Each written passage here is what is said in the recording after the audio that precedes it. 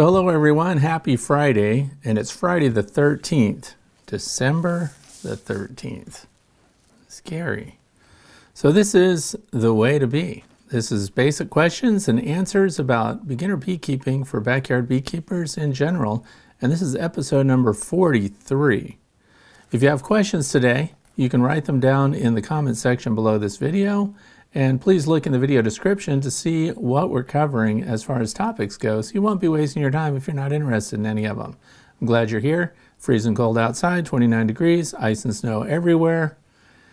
And that's it. We're inside, nice and warm, talking about bees. And thank you to those of you who sent your questions in.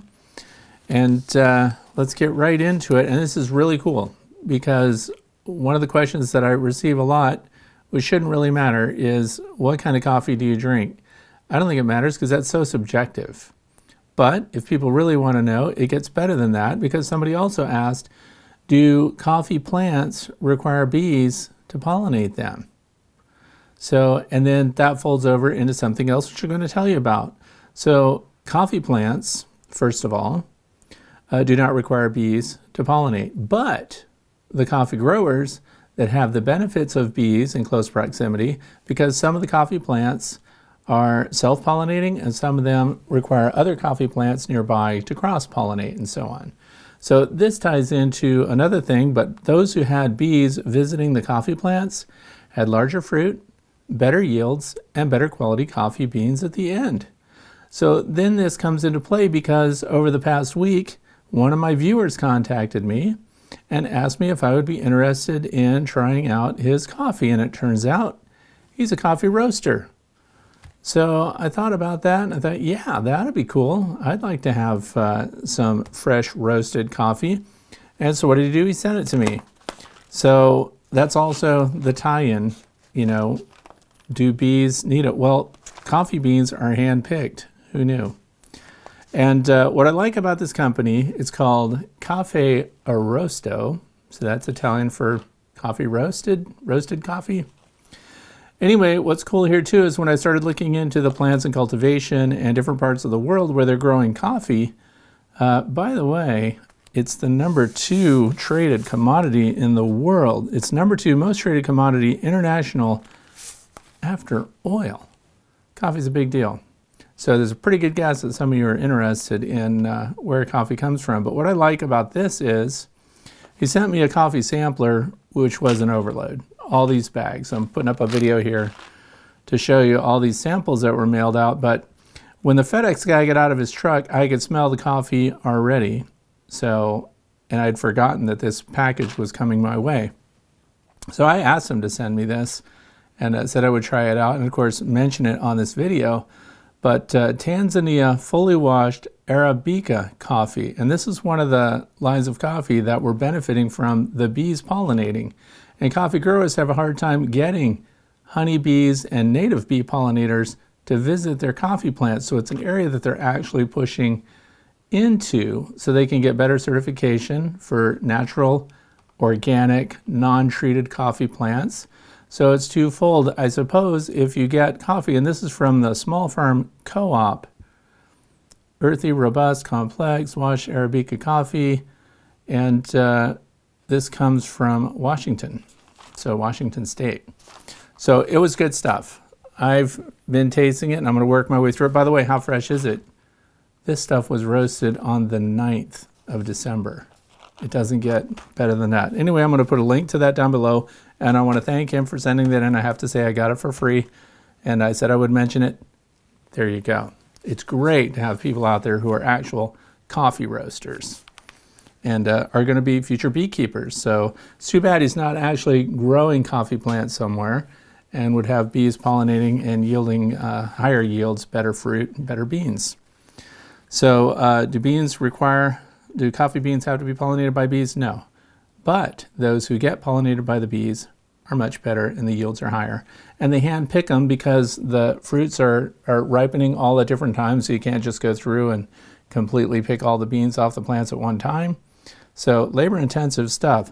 I like to support small business, so I think I like supporting this coffee roaster company, Caffè Arrosto, and of course, in turn, he's obviously buying from these small community co-ops where they're growing the coffee beans. So I think it's a win-win for everybody.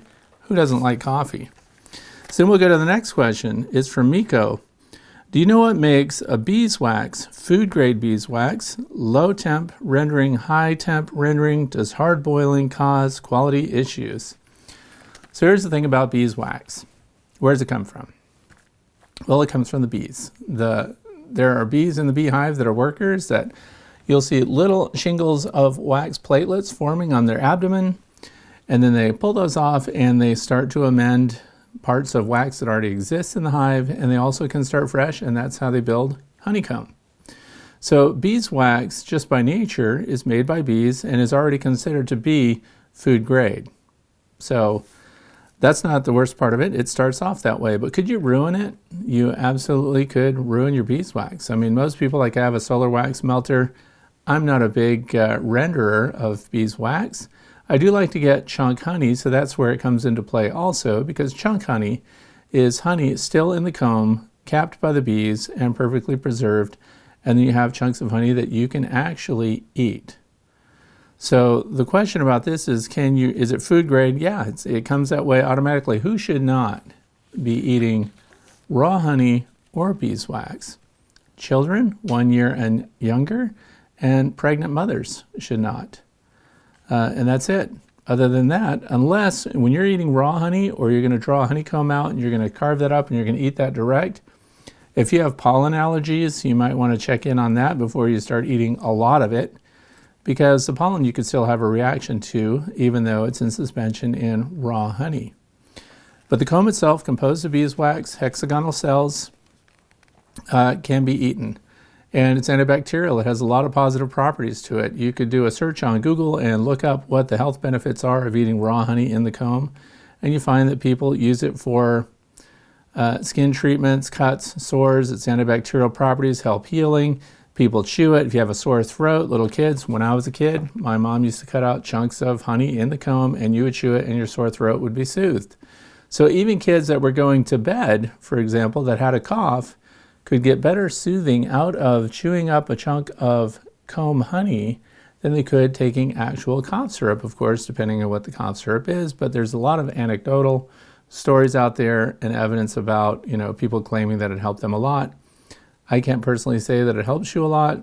If I chew beeswax, honeycomb, I chew it like gum and then I spit it out. I'm not swallowing that stuff.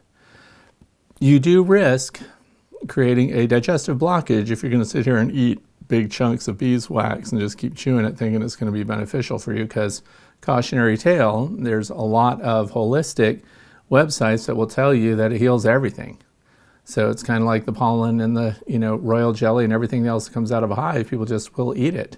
So I personally don't recommend you eat and swallow a bunch of honeycomb, but the thing is, when it's done and you're cleaning up an old hive or something and you're going to render the wax to save it, can you ruin the wax? So this is always my philosophy, whether it's honey or whether it's beeswax. The less processing you have, the less manipulation you do with that material, usually through heat, the better off it's going to be. So what are those limits? So I've often said that if you've got crystallized honey, when you reliquefy that, you want to keep those temperatures to a minimum. So the target temperature is around 120 degrees. And how would you melt it? Well, you want to put it in a water jacket.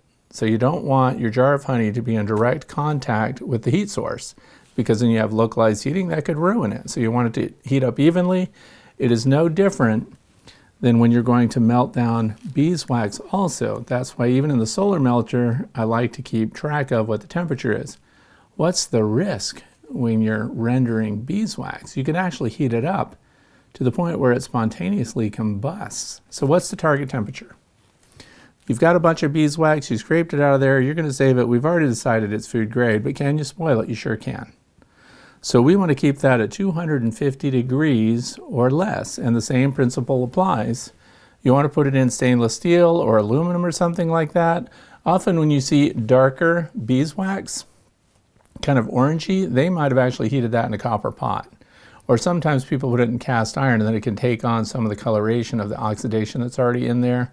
So stainless steel or aluminum melting pots. The other thing is, just like with honey, don't put your container of wax in direct contact with the heat source, because then you have localized superheating. And he mentions boiling here. Wax really doesn't boil. So if you've got water content in the wax, that's where the boiling is going to be. It's going to off gas. But if you're that hot, you're getting rid of the water, but you don't want to exceed 250 Fahrenheit. It'll start to melt at 147 degrees Fahrenheit. So you've got a lot of leeway in there where you can melt your wax, keep the temperature low. You want it to feel like beeswax. As it gets too hot, it actually degrades. It actually becomes crap. So you can, there are a lot of things to do to get the debris out of it. You can pour it through filters. We used to heat it up and pour it through old t-shirts, cotton t-shirts, and then you have clean wax.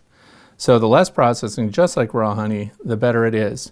Now, when people are eating it, what else is, there's, again, huge claims about the health benefits of beeswax because of everything that's stored in there.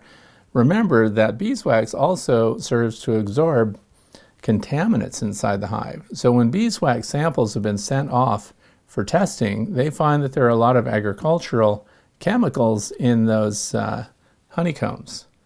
So again, in moderation, you want to eat a little bit of it, but I don't, like I said, I don't swallow it. But chewing it up, getting the benefits out of it, spitting it out, that's what I do. But there is evidence that there would be pesticides, some herbicides, and remnants of those materials also in the beeswax. So the really old beeswax, I wouldn't be eating and swallowing personally. I'm just saying, why risk it? Can you ruin it? To answer the question, yes, you can. Don't go above 250 degrees Fahrenheit. Starts melting at 147, so if you're running at 200 degrees, again, it's the amount of time, too. You can hold it there for a long period of time, so the longer you hold things at higher temperatures, the more opportunity for degradation exists. So that's that. Can you ruin it? You sure can. Is it food grade? Just by nature, it's food grade because it comes from the bees, so everything the bees are exposed to when they make it, it's part of their metabolism and part of what they're doing to make the wax. And so everything that comes from the bees is in the wax. So if they've gone out, again, exposed themselves to stuff that's bad, that's going to be in the wax. If they expose themselves to stuff that's good, that's in the wax, and the good outweighs the bad overall. Moderation. And the next question is from somebody called Made from Watermelons. What is your take on the declining honeybee population? Are they on the verge of extinction? Now, there's a lot of sensationalism that goes around when it comes to bees. And you have to pay attention to the way these ads are written, and they're caused to shake you up and tell you. They'll show a picture of a grocery store. This is the grocery store with bees. This is the grocery store without bees, and they're down to just a few fruits and vegetables. And there are, by the way, fruits and vegetables that honeybees can't pollinate, starting with tomatoes, for example. But listen to what's being said, the world without bees. So people have kind of focused that down to honeybees themselves. And this comes to me a lot because people are saying, well, I'm starting beekeeping because I want to help the pollinators. I want to help the bees. So you may not like what I'm about to say, actually, because what it really comes down to is this declining honeybee population, or honeybees in decline. Honeybees are facing huge challenges, it's true. But let's not forget that the honeybees that we're managing here in the United States and North America, they're not native bees. So when we set up an apiary, and our holistic thinking is, I am bringing pollinators to the area, and I am improving pollination, I'm helping pollinators. Well, actually, by bringing in honeybees to your backyard apiary, into an area where native bees exist, you have introduced competition for native bees. So are you helping native pollinators when you take up backyard beekeeping and start raising your own honeybees, which are non-native?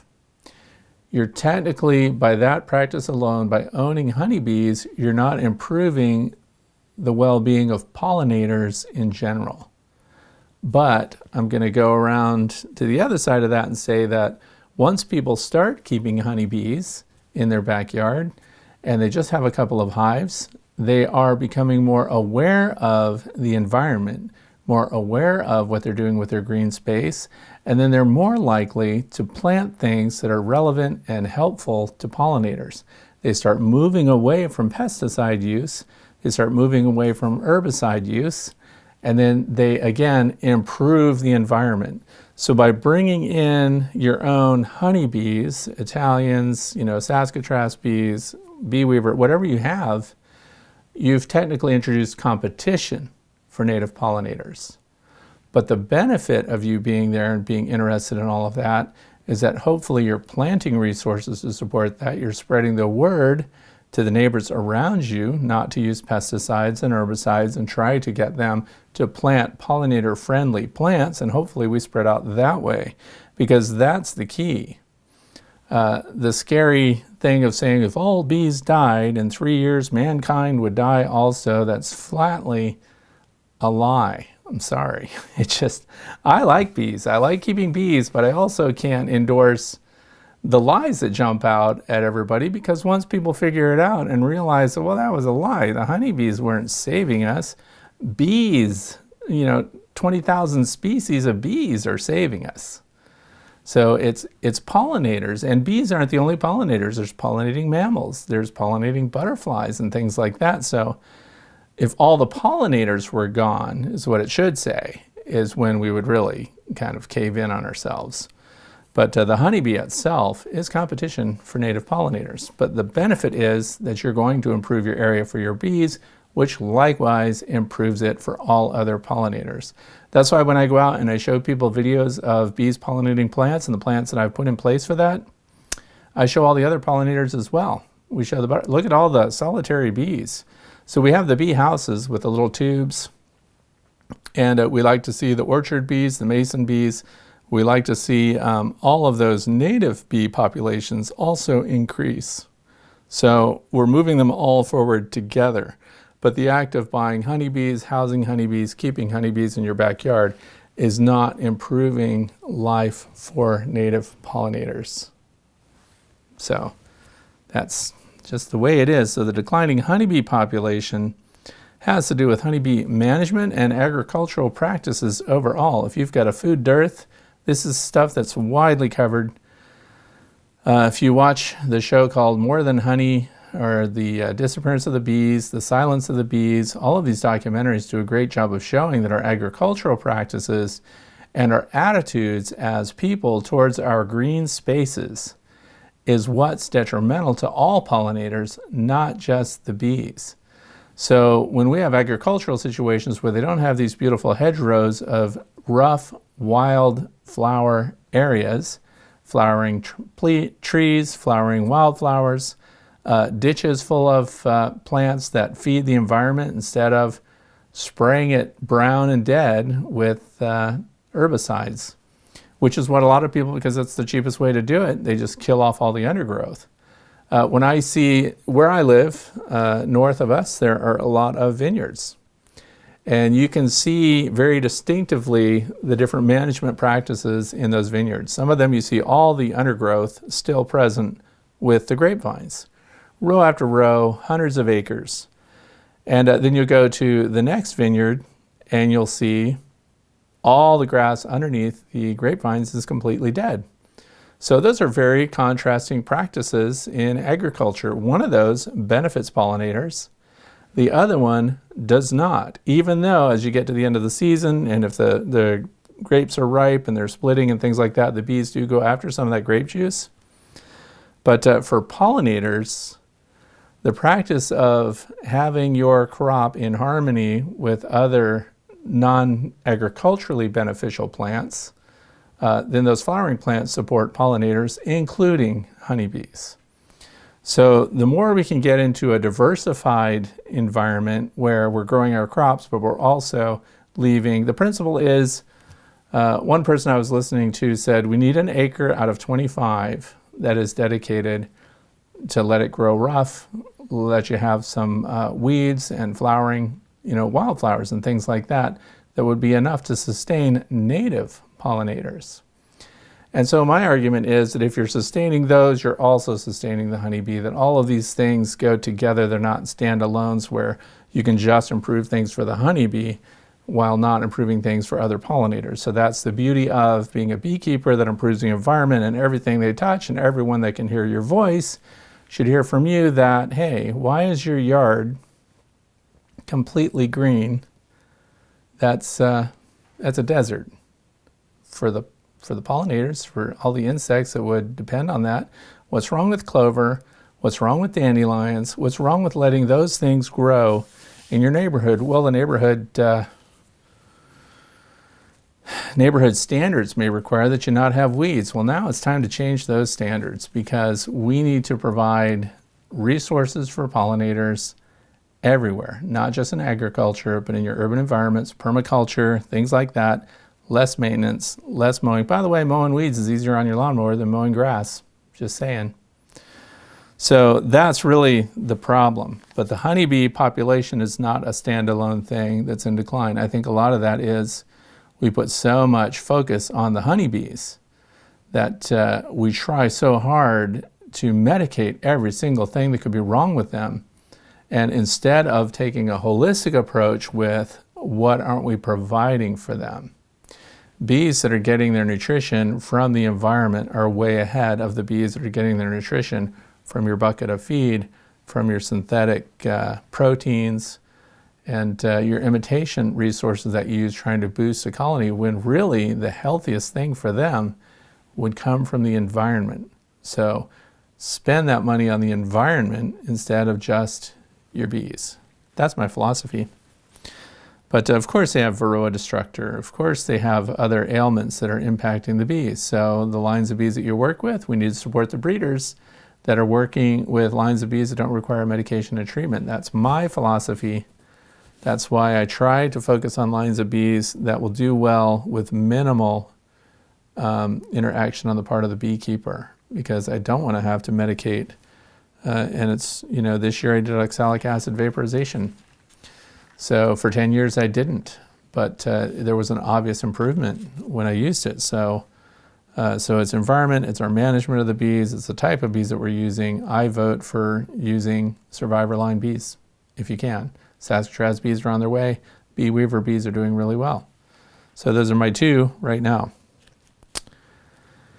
And the next question, Rollin Aberley just got 2 7-frame FH2s, which are Flow Hive 2s, going to get started in bees. 1 weaver, 1 Saskatraz.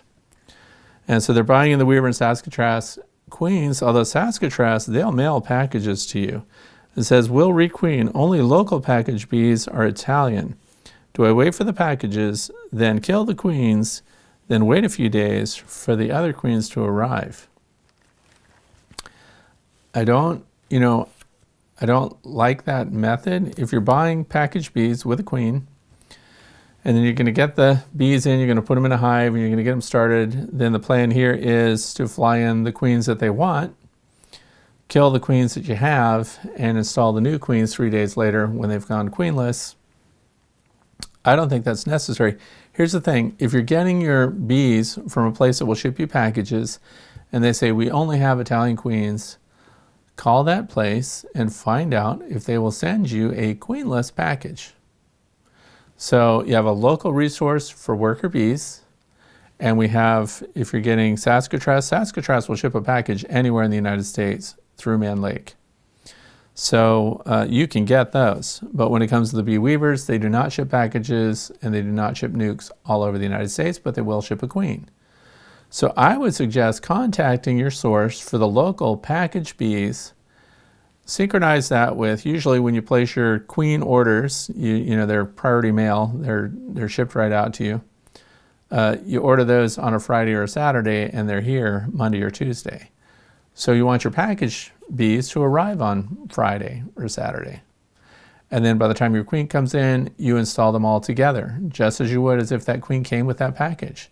So buy your local packaged bees without the queen. There's no point, if you're going to kill her anyway, there's no point in getting the queen to begin with. So don't buy in queens, separate the queen, kill the queen, and then requeen.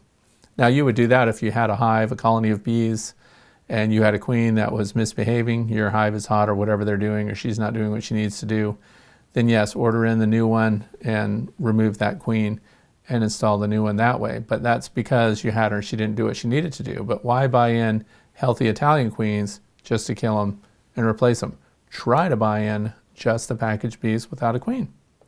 They're not already part of a family unit when they come in. When they put the queens in these packages, those package of bees, 3 pounds, whatever they are, and you get the queen in that little cage in there. When she's in there, she's just been introduced the day they ship them out. So they put a queen in there, they put liquid feed in there to sustain them through their trip, and those bees do not know that queen yet.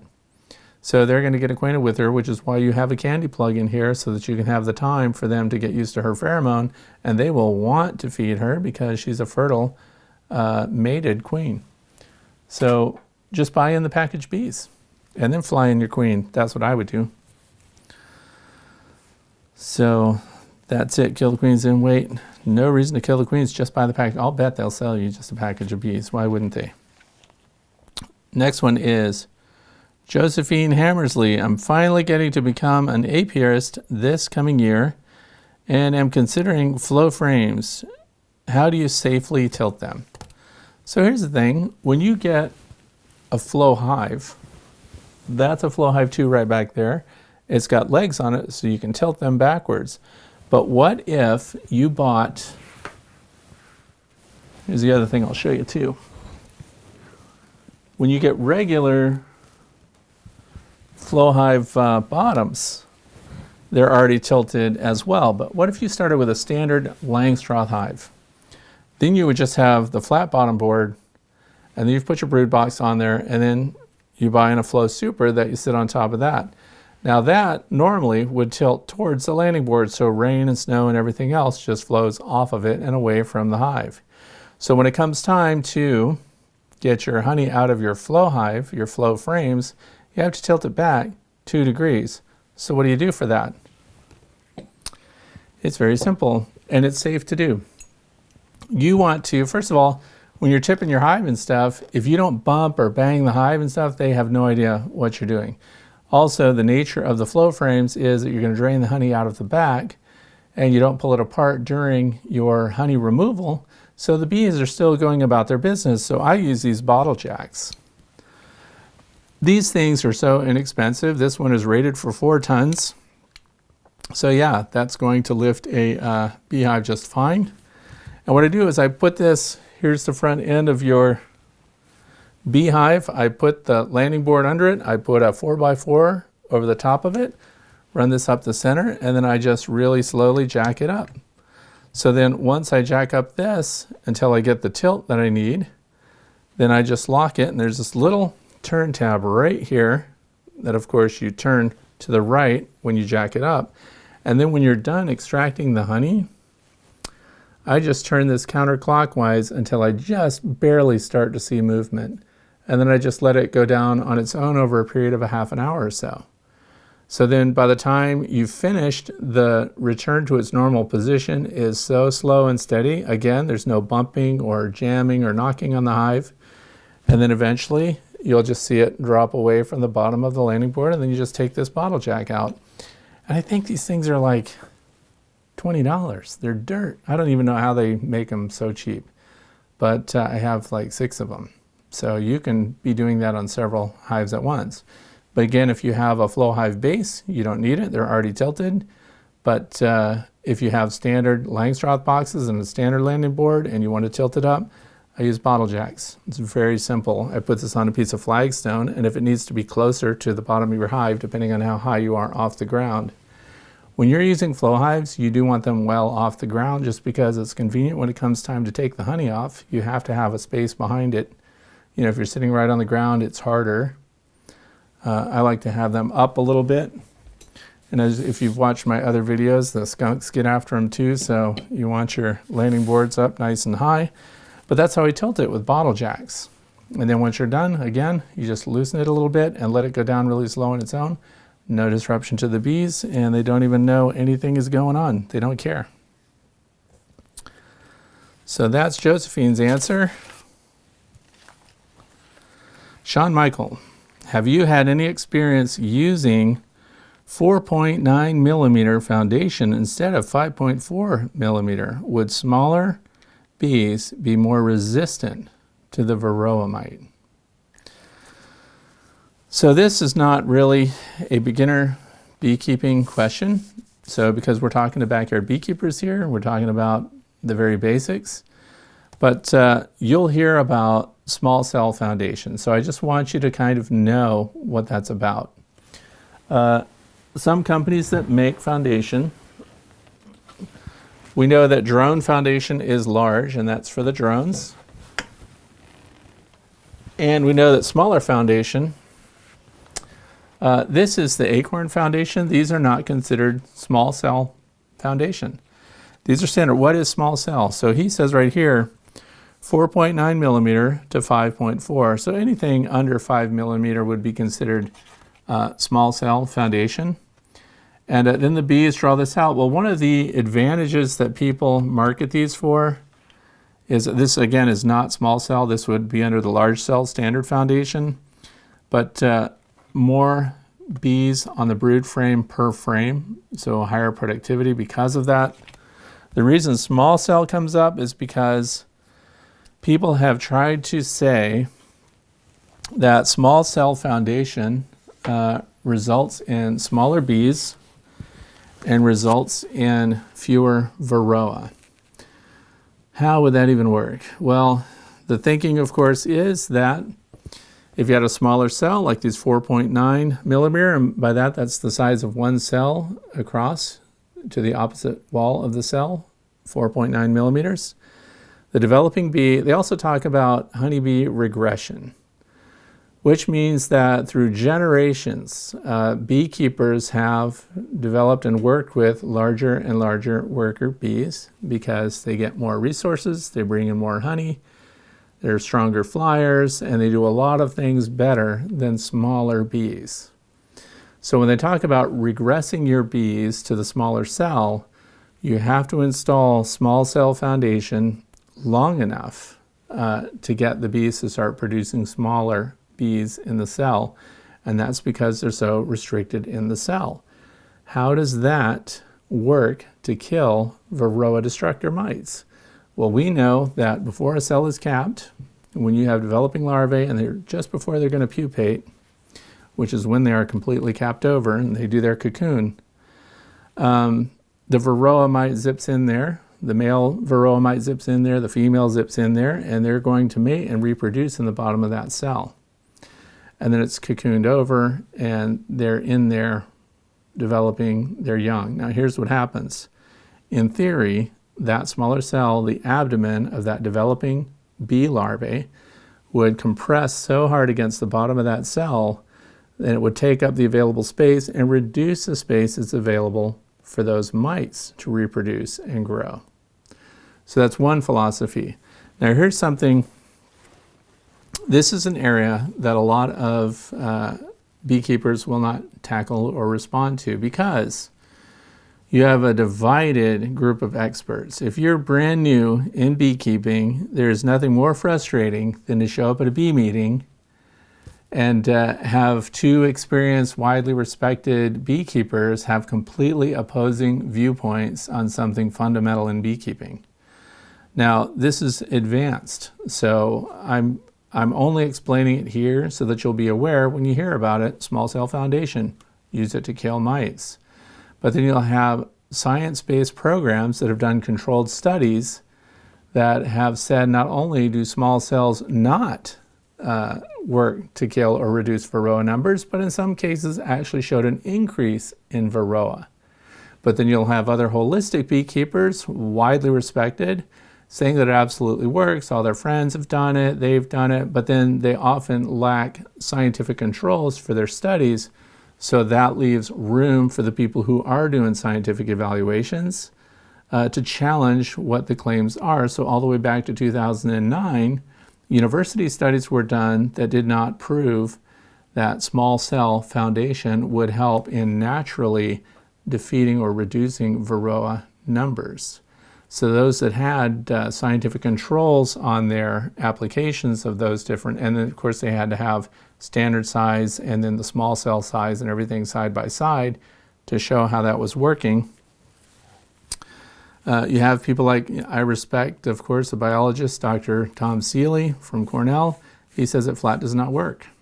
And it did not prove that they reduce varroa. But then you'll have holistic people that say it absolutely does, that these guys didn't do it long enough, that we know what's going on and they don't. And so here's the thing. I don't think you need to personally worry about it. So if I'm talking to a beginning backyard beekeeper who just wants to get their hive going and just wants to get their frames going, the safest thing as far as cell size for you, if you've got the time, you're starting in spring, is to let them draw out their own natural comb, and then guess what? They set their own cell size.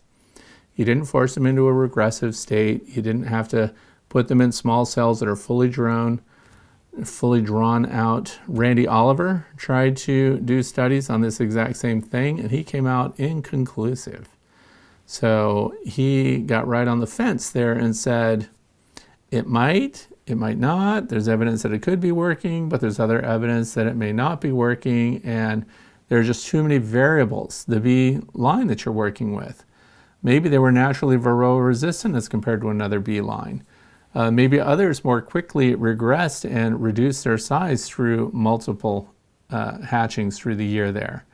So there were a lot of variables, and then the question is, if it's not show-stoppingly effective, then it's something that really doesn't get a pile of attention anymore. So we have a lot of university studies that were conducted to try to prove or disprove that varroa either were in reduction or that they had no change or that they actually increased. The university studies that I read did not support that small cell foundation would help in reducing varroa populations in the hive.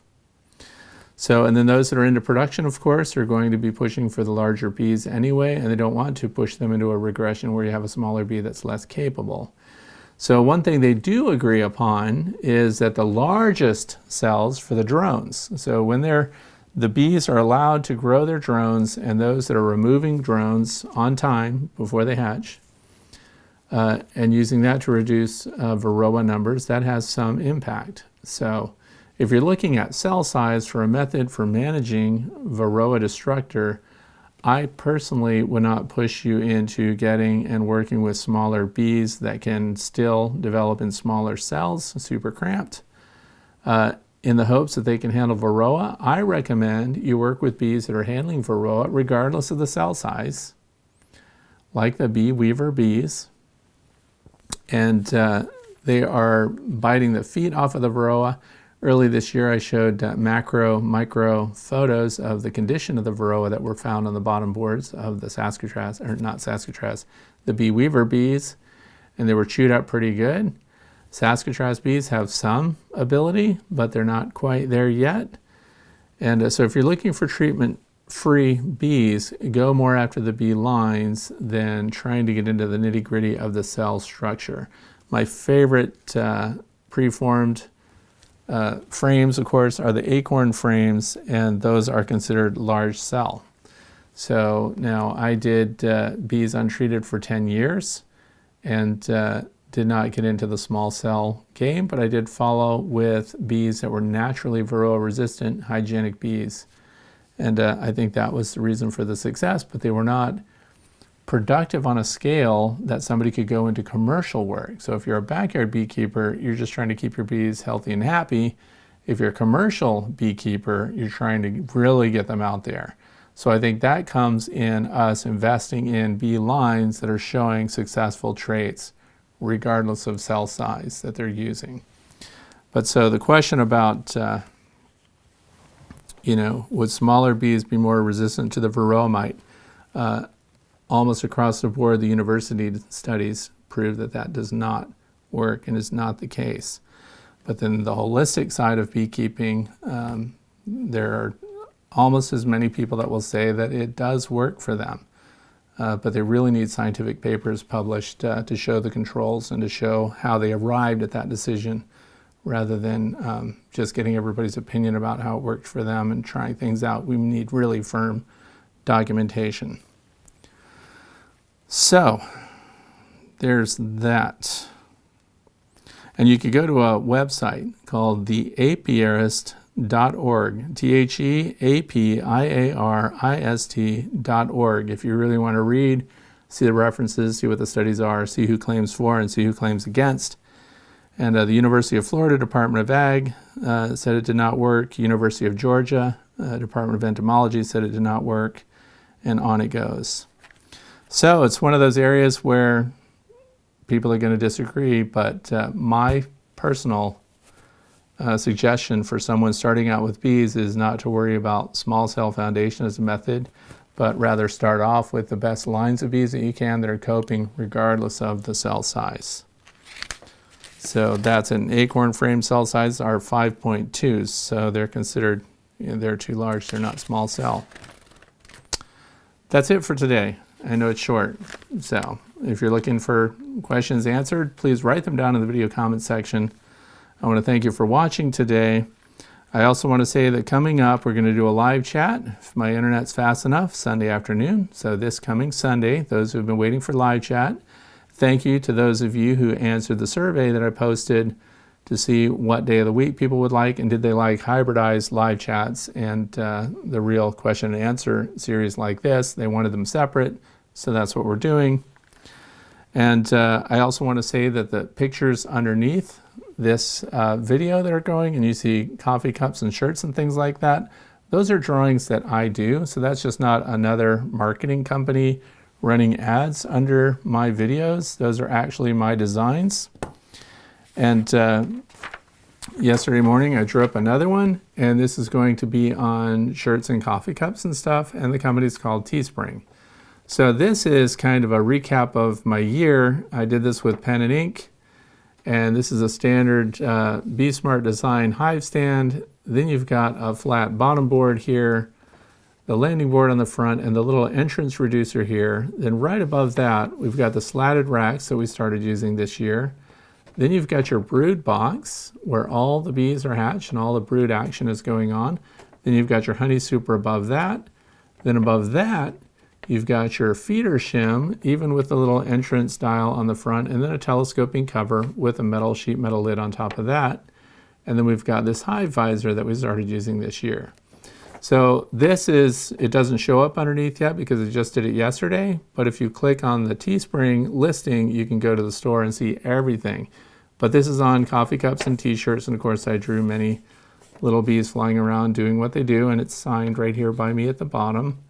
So there's that. Now here's the thing, a lot of people, and thank you for those of you who are buying coffee cups and shirts and things like that, but please use the discount code. The code is, in all caps, IWATCHED, IWATCHED 15. When you use that code and you check out, you get 15% off everything you buy through my whole store on Teespring. And that's until December 31st. Also, if there's something that you have always wanted, because I'm an illustrator, I'm a painter, I have a background in art, if there's something that you've wanted to see that's bee related and you would like to see it on your coffee cup or a t-shirt or sweatshirt or something like that, shoot me a message on Facebook, Fred's Fine Fowl, or put your thing down in the comment section below. If it's something that you'd like to see on a shirt, I can illustrate it, especially during winter when I have the time to do things like that. And we can get those things out because Teespring, I just submit my designs and pick the shirts and cups and colors and things that it goes on, and the next thing you know, they're available to anyone. So those of you who have been buying those things, thank you very much. And I look forward to seeing some of you for live chat on Sunday. So thanks for watching and have a fantastic day.